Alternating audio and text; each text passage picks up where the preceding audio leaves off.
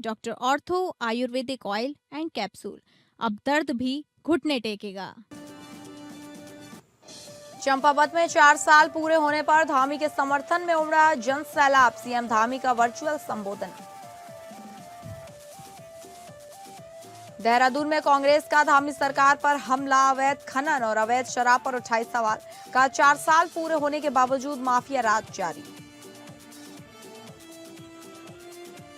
चुनावी मोड में उत्तराखंड कांग्रेस। चुनाव की तैयारी का रोड मैप तय। प्रदेश पदाधिकारियों की घोषणा जल्द। चंपावत में जनता दरबार में डीएम की दिखी संवेदनशीलता। 36 शिकायतों पर त्वरित कार्रवाई। कहा किसी भी स्तर पर लापरवाही बर्दाश्त नहीं की जाएगी।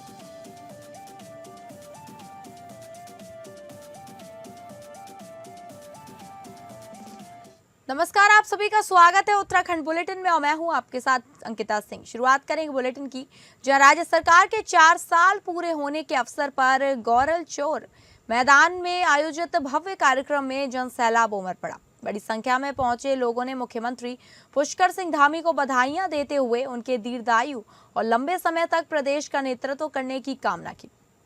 पूरे आयोजन में उत्साह और जन समर्थन साफ झलकता रहा। जीजीआईसी की छात्राओं ने स्वागत गीत प्रस्तुत कर माहौल को भव्य बना दिया। इस दौरान विभिन्न विभागों द्वारा लगाई गई प्रदर्शनी लोगों के आकर्षण का केंद्र बनी रही। मुख्य अतिथि और जिलाधिकारी ने स्टॉलों का निरीक्षण किया और स्कूली बच्चों की प्रतिभा की सराहना करते हुए उनके प्रयासों को प्रेरणादायक बताया। कार्यक्रम में उपस्थित लोगों ने मुख्यमंत्री पुष्कर सिंह धामी का वर्चुअल संबोधन सुना, जिसमें उन्होंने 4 सालों के दौरान उत्तराखंड में हुए विकास कार्यों, आमजन के जीवन में आए बदलावों का जिक्र किया। उन्होंने कहा कि राज्य की तस्वीर और तकदीर बदलने का कार्य जनता के विश्वास और सहयोग से संभव हुआ है और इसके लिए उन्होंने प्रदेशवासियों का आभार व्यक्त किया। मुख्य अतिथि श्याम नारायण पांडे ने अपने संबोधन में कहा कि डबल इंजन सरकार ने विकास के नए आयाम स्थापित किए हैं और चंपावत को मॉडल जिला बनाने में मुख्यमंत्री की महत्वपूर्ण भूमिका रही है, जिन्होंने जनपद की धार्मिक, आध्यात्मिक और प्राकृतिक विशेषताओं को उल्लेख करते हुए इसे विशेष पहचान वाला क्षेत्र बताया। भाजपा जिलाध्यक्ष गोविंद सामंत ने भी मुख्यमंत्री के दीर्घ जीवन की कामना करते हुए कहा कि चंपावत अब उत्तराखंड ही नहीं बल्कि पूरे हिमालयी राज्यों में अपनी अलग अलग पहचान बना रहा है। इस अवसर पर संकल्प से सिद्धि विकसित उत्तराखंड विकास पुस्तिका का लोकार्पण किया गया। साथ ही स्वरोजगार को बढ़ावा देने के तहत 2 महिलाओं को बकरी पालन के लिए 35,000 और 63,000 रुपए के चेक वितरित किए गए। कार्यक्रम के दौरान जैसे ही वक्ताओं ने जिलाधिकारी मनीष कुमार के कार्यों और उनके समर्पण का उल्लेख किया, दर्शक दीर्घ तालियों की गड़गड़ाहट से गूंज उठी। लोगों ने खुलकर उनकी कार्यशैली की सराहना की। वक्ताओं ने कहा कि जिलाधिकारी ने प्रशासन और जनता के बीच की दूरी को कम कर विश्वास का ऐसा माहौल बना दिया है जिससे जनहित के कार्य तेजी से धरातल पर उतर पड़े हैं। उनकी सक्रियता का अंदाजा इसी से लगाया जा सकता है कि जनता के कामों के लिए उनके लिए 24 घंटे भी कम पड़ रहे हैं।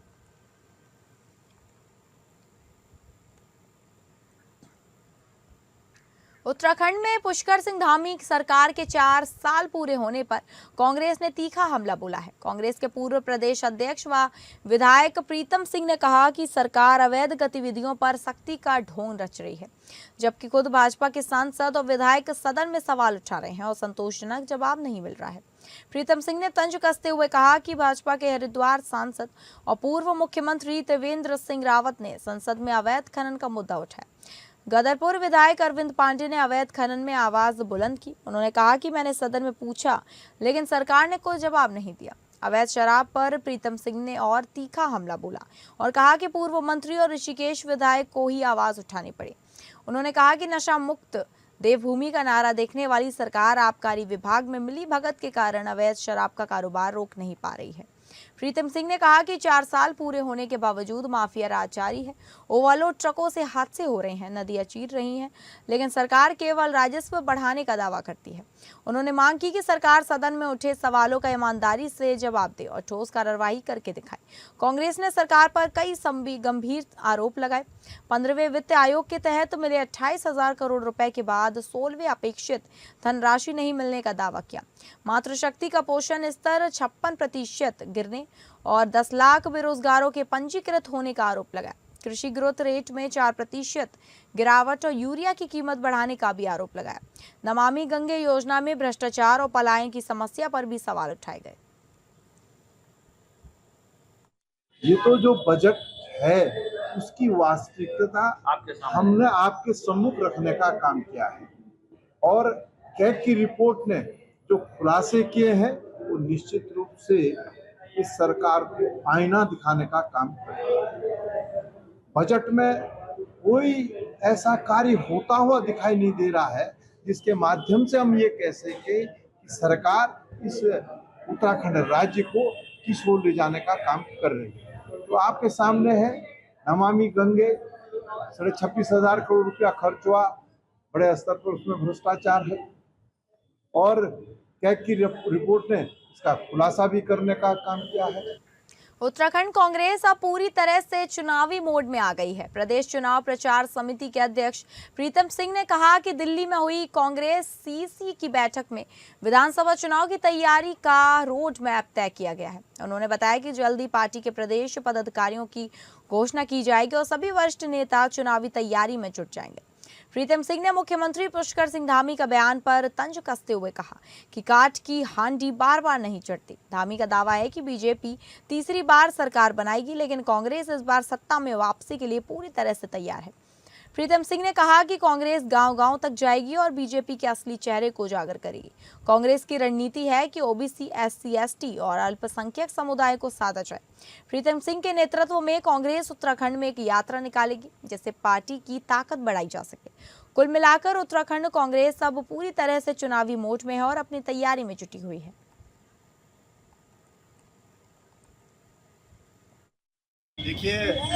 देखिए दिल्ली के अंदर हमारी बैठक हुई। उस बैठक में पूरे प्रदेश के अंदर कांग्रेस ने अपना एक रोड मैप तैयार किया है और सभी साथियों को जिम्मेदारी सौंपी है।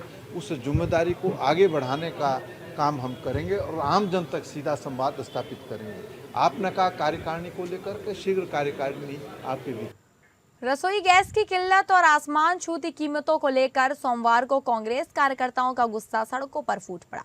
लोहाघाट और चंपावत दोनों जगहों पर कांग्रेस ने जोरदार विरोध प्रदर्शन कर सरकार के खिलाफ तीखी नाराजगी जताई और उन्होंने नारेबाजी की। लोहाघाट में कांग्रेस जिला अध्यक्ष चिराग फड़तियाल के नेतृत्व में कार्यकर्ताओं ने स्टेशन बाजार स्थित वीर कालू सिंह चौक पर खाली गैस सिलेंडर के साथ प्रदर्शन किया और सरकार का पुतला दहन कर आक्रोश जताया। फड़तियाल ने भाजपा सरकार पर हमला बोलते हुए कहा कि 4 साल के कार्यकाल में जनता की बुनियादी सुविधाओं, इन समस्याओं को पूरी तरह से नजरअंदाज किया गया है। उन्होंने बेरोजगारी, महंगाई, बदहाल सड़कें और चरमराई स्वास्थ्य सेवाओं को लेकर सरकार को घेरा। वहीं चंपावत में भी कांग्रेस कार्यकर्ताओं ने गैस आपूर्ति में अनियमितता और बढ़ती कीमतों के खिलाफ बाजार में प्रदर्शन करते हुए सरकार की नीतियों पर सवाल उठाए। कांग्रेस नेताओं का आरोप है कि सरकार आम जनता की परेशानियों से बेखबर होकर सिर्फ नेताओं और ठेकेदारों के हित साधने में लगी है। उन्होंने जनता से अपील करते हुए कहा कि वर्ष 2027 के चुनाव में भाजपा को इसका करारा जवाब दिया जाएगा। देखिए, भाजपा के झूठे नेता जिस प्रकार कहते थे कि डबल इंजन की सरकार बनाओ और डबल इंजन ऐसा ही हो गया, खराब हो गया, सब चीज़ों को कम किया जाएगा। लेकिन आज देश के हालात ऐसे हो गए हैं कि हम एक सिलेंडर के लिए भी मजबूर हो गए हैं। देश की अर्थव्यवस्था पूरी तरह लाचार हो गई है, चाहे वो बेरोजगारी के मामले में, भ्रष्टाचार के मामले में, महंगाई के मामले में। तो मैं तो एक ही चीज़ कहना चाहता हूँ कि नरेंद्र सिलेंडर हो जाइए, इस्तीफा दीजिए और पुष्कर धामी जी आप भी इस्तीफा दीजिए। आपकी विधानसभा में जनता आज हजारों की लाइन में लग के, आपकी जनपद चंपावत में आज इतनी समस्या हो रही है गैस की, कई सारे फसाद हो रहे हैं, कई झगड़े हो रहे हैं गैस सिलेंडर को लेकर। क्या आप शासन चला रहे हैं, कैसा आप सिस्टम चला रहे हैं? मैं तो एक पूछना चाहता हूँ नरेंद्र मोदी की सरकार से और पुष्कर धामी की सरकार से। मैं कहना चाहता हूँ जनता आपके खिलाफ है। दिनेशपुर में गैस सिलेंडर की किल्लत से उपभोक्ता खासे परेशान हैं। भारत गैस के उपभोक्ताओं को लगातार 3 दिनों से सिलेंडर नहीं मिल रहा, जिससे लोगों में नाराजगी बढ़ती जा रही है। बताया जा रहा है कि उपभोक्ता मोबाइल के माध्यम से गैस बुकिंग तो कर रहे हैं, लेकिन बुकिंग सही तरीके से दर्ज नहीं हो रही। वहीं कई उपभोक्ताओं के नंबर पर बिना सिलेंडर मिले ही डिलीवरी दिख रही है, जिससे लोगों की परेशानी और भी बढ़ गई है। इस पूरे मामले पर पूर्व जिला पंचायत उपाध्यक्ष ऊधम सिंह नगर त्रिनाथ विश्वास ने भी नाराजगी जताई। उन्होंने कहा कि 3 दिनों से लगातार लोग गैस सिलेंडर के लिए भटक रहे हैं, लेकिन उन्हें राहत नहीं मिल रही है। लोग परेशान हैं, 3 दिनों से सिलेंडर नहीं मिल रहा है। उपभोक्ता बुकिंग कर रहे हैं, लेकिन बुकिंग नहीं हो रही और कई जगह बिना सिलेंडर दिए ही डिलीवरी दी जा रही है। सरकार को इस मामले का तत्काल संज्ञान लेना चाहिए। आज जो स्थिति आपके सामने है, कोई चंद्रा भारत गैस एजेंसी करके है दिनेशपुर रोड पे, हिमा 4 दिन से यहाँ पे गैस नहीं मिल रही है। और उनका कहना है कि पहले तो संडे को छुट्टी होती थी, अब मंडे को भी छुट्टी है। उनका वर्कर जो सिलेंडर बांटते हैं घर जाके, उनका यही कहना है, उनका मालिक का फ़ोन नंबर बंद आ रहा है। अगर किसी ने एजेंसी ले रखा है और गैस नहीं मिल रहा है तो यह मौके में आए और उपभोक्ता को समझाए, कहे, उनकी परेशानियां देखे कि भाई सरकार से नहीं मिल रही है, ये परेशानियां है। वो लोग तब समझ सकते हैं। 3 बजे से लेके महिलाएं, इतनी बड़ी संख्या में 200-300 लोग होंगे यहाँ। जिलाधिकारी मनीष कुमार के जनता दरबार में इंसानियत और प्रशासनिक तत्परता की ऐसी तस्वीर सामने आई जिसने हर किसी को भावुक कर दिया। सुदूर गागर गांव में पहुंची तिलावती देवी के जीवन में उस वक्त नई रोशनी आई जब डीएम के निर्देश पर मौके पर ही उनके कान में सुनने की मशीन लगाई गई। सुनने में असमर्थता के कारण अब तक कठिन जीवन जी रही तिलावती देवी को आंखों में खुशी के आंसू झलक उठे। मशीन लगने के बाद उन्होंने जिलाधिकारी का आभार जताया और मुस्कान के साथ घर को रवाना किया। डीएम ने समाज कल्याण विभाग और एनटीपीसी सखी टीम को तत्काल बुलाकर यह मानवीय पहल सुनिश्चित कराई। जनता दरबार में अन्य मामलों पर भी डीएम ने सख्त रुख अपनाया। गुरेली निवासी कल्याण सिंह की भूमि पर कब्जे की शिकायत पर संबंधित व्यक्ति के खिलाफ कार्रवाई के निर्देश दिए गए। वहीं बन्ने क्षेत्र में नवीद चंद के घर के पास खतरनाक बने बिजली के पोल को हटाने के आदेश जारी किए गए। कानीकोट क्षेत्र के रमेश गढ़कोटी के भवन को खतरा पैदा कर रही स्थिति को देखते हुए जिलाधिकारी ने आपदा प्रबंधन विभाग को तत्काल सुरक्षा दीवार निर्माण के निर्देश दिए। इस दौरान कुल मिलाकर 36 शिकायतें दर्ज की गई, जिनमें कई मामलों का मौके पर ही निस्तारण किया गया। हालांकि जिन मिलन कार्यक्रम में देरी के चलते कुछ लोग अगली तारीख पर आने की बात कहकर लौट गए, लेकिन जो भी फरियादी मौजूद रहे उनकी समस्याओं को गंभीरता से सुना गया। जिलाधिकारी ने स्पष्ट कहा कि जिन समस्याओं का त्वरित समाधान प्रशासन की प्राथमिकता है और इसमें किसी भी स्तर पर लापरवाही बर्दाश्त नहीं की जाएगी। मैंने डीएम साहब को बिजली के लिए दिया था, मेरा रिवर्स माइग्रेशन था, तो उन्होंने जल्दी से जल्दी मेरे काम पे बिजली पहुंचा दी है और मैं उनका धन्यवाद करना चाहता हूं। और साथ ही साथ धामी जी का भी धन्यवाद करना चाहता हूं जो युवाओं के लिए इतने अच्छे अच्छे मौके दे रहे हैं और सारी चीज़ों में सहयोग कर रहे हैं। काशीपुर जिला अस्पताल में रेबीज के इंजेक्शन की भारी कमी से मरीजों की जान को खतरे में डाल दिया है। अस्पताल प्रशासन ने स्वीकार किया कि उनके पास वैक्सीन नहीं है, जिसके कारण गरीब दर दर तक मरीज भटकने को मजबूर हैं। हॉस्पिटल के सीएमएस डॉक्टर संदीप कुमार दीक्षित ने बताया कि बजट की कमी के कारण वैक्सीन नहीं मिल पा रही है। उन्होंने कहा, हमारे पास रेबीज के इंजेक्शन नहीं है, जिस कारण मरीजों को बाजार से खरीदना पड़ रहा है। मरीजों का कहना है कि वे गरीब हैं और इंजेक्शन खरीदने में अक्षम हैं। एक मरीज शबनम ने बताया, हमारे पास पैसे नहीं है, इसलिए हम चंदा इकट्ठे कर इंजेक्शन खरीद रहे हैं। इस मामले में स्थानीय विधायक त्रिलोक सिंह चीमा, महापौर दीपक बाली और सांसद अजय भट्ट की चुप्पी ने लोगों को नाराज कर दिया। लोगों का कहना है कि जनप्रतिनिधियों को जनता की समस्याओं से कोई मतलब नहीं है। काशीपुर में रेबीज के मरीजों की संख्या बढ़ती जा रही है और अस्पताल प्रशासन की लाचारी ने स्थिति को और भी खराब कर दिया है। लोगों ने सरकार से मांग की है कि जल्द से जल्द रेबीज के इंजेक्शन की व्यवस्था की जाए और जिम्मेदार अधिकारी को खिलाफ कार्रवाई की जाए। इस बीच सरकार की ओर से अभी तक कोई प्रतिक्रिया सामने नहीं आई है, जिसने लोगों की नाराजगी को और भी बढ़ा दिया है। हमने अभी जो है रेबीज के लिए हमारे जो कुत्ते काटे के, बंदर काटे, बिल्ली काटे के जो मरीज आते हैं, उनके लिए हमारे पास जो उपलब्ध एंटी रेबीज वैक्सीन थी पर्याप्त नहीं थी, क्योंकि हमें स्टोर से भी नहीं मिल पा रही थी और लोकल परचेज से भी वो आपूर्ति हम नहीं कर पा रहे थे। पर हमने वो आपूर्ति थोड़ी सी अपने स्तर से, निजी स्तर से बढ़ाई है। हम ये प्रयासरत है कि अब ज़्यादा से ज़्यादा आप उसको खरीदारी करें। जो हमारे पास बजट होता है, हालांकि आपको सभी को पता है कि बजट भी सीमित होता है अस्पताल का, एक वित्त वर्ष का, उसके अंतर्गत हमें पूरा बजट हम एक ही सिर्फ दवा के लिए नहीं दे सकते। खबर में आगे बढ़ेंगे, जहां पर्यटन नगरी मसूरी में शहीद भगत सिंह चौक पर देश की आजादी में अपनी महत्वपूर्ण भूमिका निभाने वाले शहीद भगत सिंह, राजगुरु और सुखदेव को याद किया गया।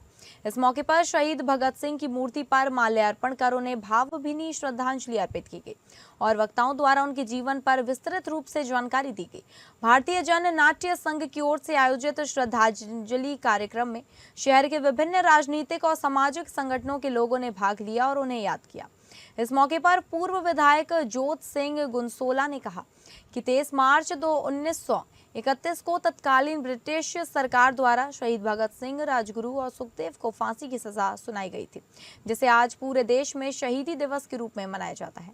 कार्यक्रम का आयोजन ममता राव ने कहा कि पिछले 25 से 30 सालों से एप्टा द्वारा शहीद भगत सिंह चौक पर श्रद्धांजलि सभा का आयोजन किया जाता है और देश के उन महान नायकों को याद किया जाता है। डॉक्टर सोनिया आनंद रावत ने कहा कि हमारे बच्चों के अंदर भी इसी प्रकार का व्यवहार आना चाहिए कि अन्याय के खिलाफ आवाज उठाना और देश के प्रति देशभक्ति का जज्बा होना चाहिए।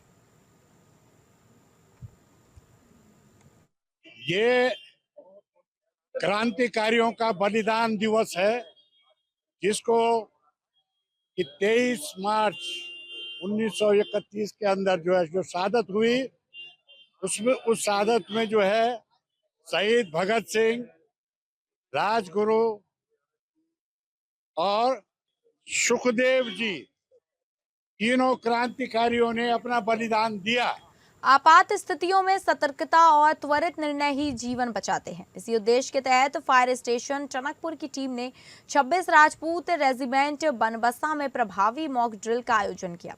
यह कार्यक्रम लीडिंग फायरमैन वीरेंद्र कुमार के नेतृत्व में संपन्न हुआ, जिसमें अधिकारियों व जवानों को अग्नि सुरक्षा के महत्वपूर्ण पहलुओं से अवगत कराया गया। मॉक ड्रिल के दौरान अधिकारियों व जवानों को आग लगने की स्थिति में बचाव के उपायों की विस्तृत जानकारी दी गई।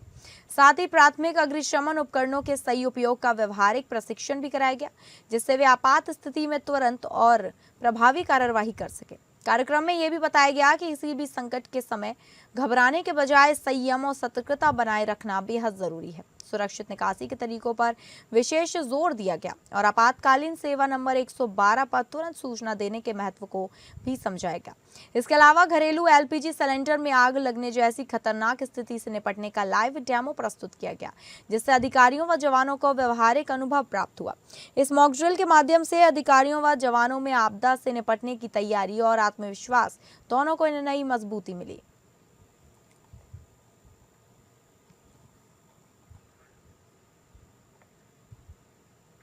नशे के खिलाफ हल्द्वानी पुलिस को बड़ी कामयाबी मिली है। एसपी सिटी मनोज कथियाल ने खुलासा करते हुए बताया कि काठगोदाम पुलिस और एसओजी टीम ने 2 स्मैक तस्करों को गिरफ्तार किया है। पकड़े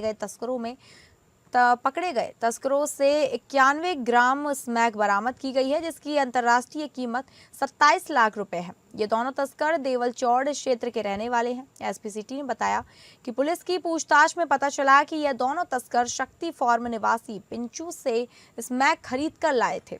अब पुलिस स्मैक से बड़े सप्लायर पिंचू की तलाश में जुट गई है।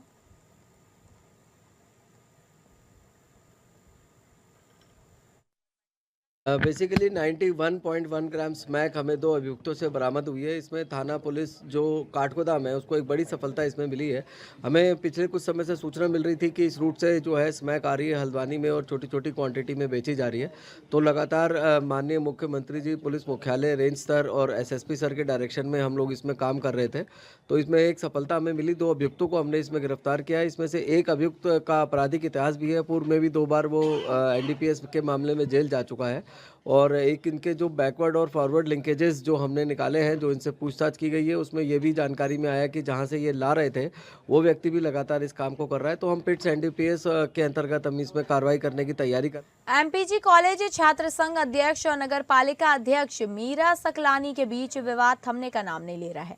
छात्र संघ अध्यक्ष प्रवेश राणा द्वारा पुलिस को तहरीर दी गई, जिसमें उन्होंने अपनी जान माल की सुरक्षा के लिए पुलिस से गुहार लगाई है और इस प्रकरण पर निष्पक्ष जांच करने की मांग की है। बताते चले कि एमपीजी कॉलेज मसूरी का एकमात्र डिग्री कॉलेज है, जहां पर मसूरी के साथ ही आसपास क्षेत्र के ग्रामीण छात्र छात्राएं शिक्षा ग्रहण करती हैं।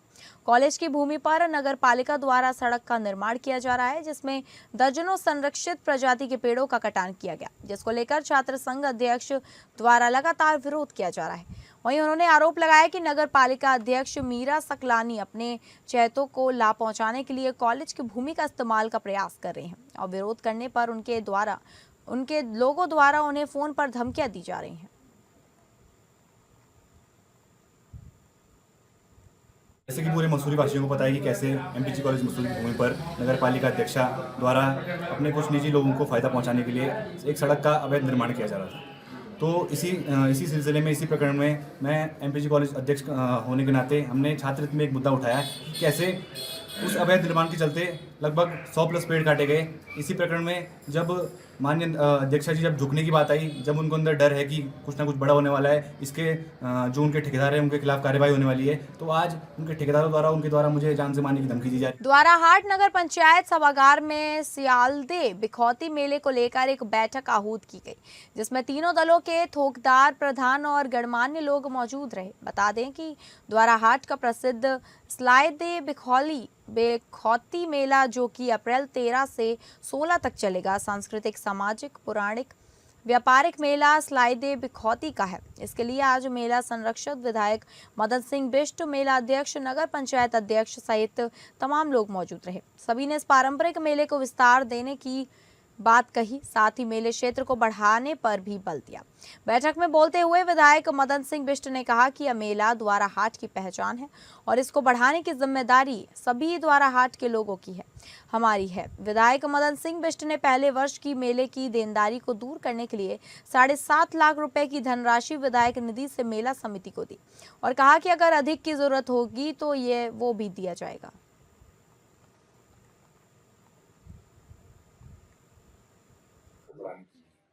हम सभी लोग, हम अकेले नहीं, हम सभी लोग कोशिश भी करते हैं और कोशिश भी करते रहेंगे कि हमारे संस्कृति, द्वाराहाट की संस्कृति और सभ्यता को हमने किस तरीके से है, किस तरीके से हमने अपने द्वाराहाट को प्यार का माहौल और एक भयमुक्त माहौल यहाँ पे रखा है। इस मेले को मैं कहना चाहता हूँ, कोई भी किसी प्रकार की कोई चिंता करने की जरूरत नहीं है। हम विधायक हैं, आपके सहयोग से बने हैं, जो भी कमिटी बनी होगी उसको बाराही धाम देवीधुरा में आज राजनीतिक आस्था और जन भावनाओं का अनोखा संगम देखने को मिला, जब उत्तराखंड विधानसभा में प्रतिपक्ष के उपनेता भुवन कापड़ी अपने परिवार सहित मां वज्र बाराही के दर्शन करने पहुंचे। इस दौरान स्थानीय लोगों ने उनका गर्मजोशी और भावपूर्ण स्वागत कर क्षेत्र की समस्याओं और विकास से जुड़ी उम्मीदों को खुलकर सामने रखा। मां वज्र बाराही मंदिर में आचार्य भुवन शास्त्री द्वारा विधिवत पूजा अर्चना कर संपन्न कराई गई। इस दौरान भुवन कापड़ी ने प्रदेश वासियों की सुख, शांति और समृद्धि की कामना करते हुए मां का आशीर्वाद लिया। धार्मिक आस्था के इस माहौल में स्थानीय जनता ने भी अपने क्षेत्र के विकास का मुद्दा मजबूती से उठाया। कापड़ी के बाराही धाम पहुंचने पर बीडीसी सदस्य प्रकाश मेहरा, राकेश बिष्ट, विक्रम बिष्ट, ईश्वर बिष्ट, गोकुल कोहली, जगदीश जोशी, हरीश राम, नरेंद्र बिष्ट, कविराज मौनी, भुवन जोशी समेत कई स्थानीय लोगों ने पारंपरिक अंदाज में उनका स्वागत किया। इस अवसर पर आचार्य कृति वल्लभ जोशी के नेतृत्व में स्थानीय लोगों ने भुवन कापड़ी को ज्ञापन सौंपते हुए क्षेत्र के विकास के लिए कई अहम मांगे रखी। प्रमुख मांगों में बाराही धाम में राजकीय पॉलिटेक्निक की स्थापना, उप तहसील की सुविधा उपलब्ध कराने के साथ साथ संस्कृत महाविद्यालय से वालिक तक लगभग 3 किलोमीटर लंबी सड़क निर्माण की मांग शामिल रही। स्थानीय लोगों का कहना है कि यदि इस सड़क का निर्माण हो जाता तो हल्द्वानी और अल्मोड़ा से बाराही धाम आने वाले श्रद्धालुओं की दूरी करीब 8 किलोमीटर तक कम हो जाएगी, जिससे क्षेत्र में पर्यटकों को भी नया आयाम मिलेगा।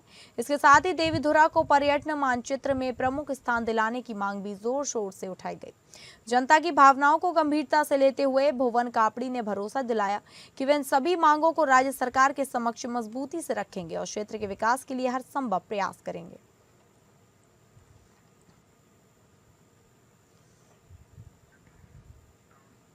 लोहाघाट निवासी सामाजिक कार्यकर्ता रीता गहतोड़ी को उनके साहसिक और जनहितकारी कार्यों के लिए देहरादून में आयोजित भव्य समारोह में राज्यपाल द्वारा विशेष पुरस्कार से सम्मानित किया गया। यह सम्मान उन्हें विशेष रूप से मानव तस्करी रोकने, नशा मुक्ति अभियान चलाने और समाज के कमजोर वर्गों के उत्थान के लिए किए गए उत्कृष्ट कार्यों के लिए प्रदान किया गया। रीता गहतोड़ी ने बीते कई वर्षों से समाज सेवा को अपना जीवन उद्देश्य बना लिया है। उन्होंने मानव तस्करी जैसे गंभीर अपराध के खिलाफ न सिर्फ आवाज उठाई बल्कि जमीनी स्तर पर कार्यवाही करते हुए कई युक्तियों को इस जाल से बाहर निकालकर उन्हें सुरक्षित जीवन की राह दिखाई। इस दौरान उन्हें कई बार धमकियों और सामाजिक दबावों का सामना भी करना पड़ा, लेकिन उन्होंने कभी हार नहीं मानी। रीता ने सामाजिक कुरीतियों को तोड़ते हुए एक साहसिक कदम उठाया जब उन्होंने अपने माता पिता की चिता को स्वयं मुखाग्नि दी। यह कदम समाज में महिलाओं की भूमिका को लेकर बनी रूढ़ियों को चुनौती देने वाला साबित हुआ और क्षेत्र में व्यापक चर्चा का विषय बना। इसके अलावा वे नशा मुक्ति अभियान में भी सक्रिय भूमिका निभा रही हैं। युवाओं को नशे से दूर रखने के लिए वे लगातार जागरूकता अभियान चलाती हैं और प्रभावित परिवारों को सहयोग प्रदान करती हैं। मानसिक रूप से कमजोर और जरूरतमंद लोगों की मदद के लिए भी उनका योगदान सराहनीय रहा है। पर्यावरण संरक्षण के क्षेत्र में भी रीता गहतोड़ी के प्रयास उल्लेखनीय है। लोहावती नदी को बचाने और स्वच्छ बनाए रखने के लिए वे लगातार अभियान चला रही हैं और स्थानीय लोगों को इसके प्रति जागरूक कर रही हैं। राज्यपाल ने सम्मान समारोह में उनके कार्यों की सराहना करते हुए कहा कि विपरीत परिस्थितियों में भी रीता गहतोड़ी ने जिस साहस और समर्पण के साथ समाज सेवा की है वह पूरे उत्तराखंड के लिए प्रेरणा स्रोत है। सम्मान मिलने की खबर से चंपावत और लोहाघाट क्षेत्र में खुशी की लहर दौड़ गई है। क्षेत्रवासियों ने उन्हें जनपद का अनमोल रत्न बताते हुए कहा कि रीता गहतोड़ी इस सम्मान की सच्ची हकदार हैं और उनका जीवन समाज के लिए एक मिसाल है।